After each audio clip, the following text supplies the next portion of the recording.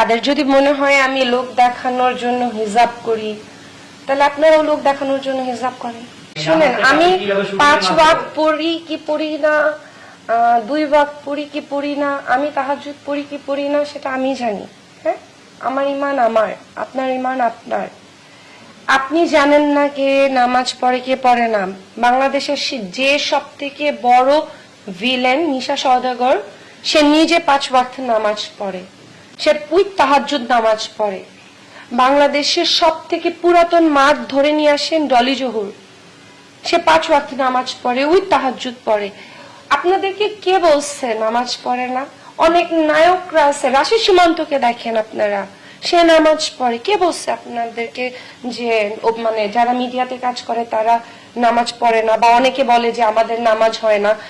আমার কথা হচ্ছে যে ভাই, পড়তেছি তো, আল্লাহকে ভয় পাচ্ছি তো, ডাকতেছি তো মন থেকে, আপনারা সেটা কইরা দেখান।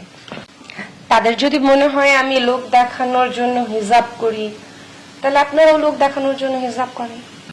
আপনার বাসায় যারা আছে, যদি কোনো পুরুষ মানুষ মানে কটূক্তি করে থাকে, তাদের উদ্দেশ্যে বলবো, বাসায় আপনারা গিয়ে আপনার পরিবারকে হিজাব করেন। যদি কোনো মেয়েরা বলে থাকেন, আমাকে দেখলে এভাবেই দেখতে হবে, কটূক্তি করতেছেন করতে থাকেন। আপনাদের কটূক্তি ভাই আপনাদের কাছে, আপনাদের কাছে।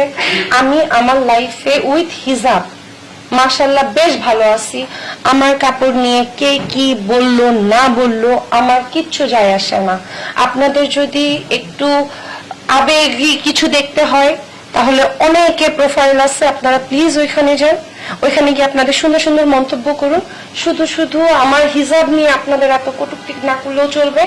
অনেকে বলে হিজাব করছে সাথে মেকআপ করছে। আরে ভাই, হিজাবের সাথে মেকআপ করবো না? আমি একটা বাইরে যেতেছি, কাজে যাচ্ছি। আপনারা, আমি তো বলছি হিজাব করি, আমি কখনোই বলতেছি না আমি পর্দা করি।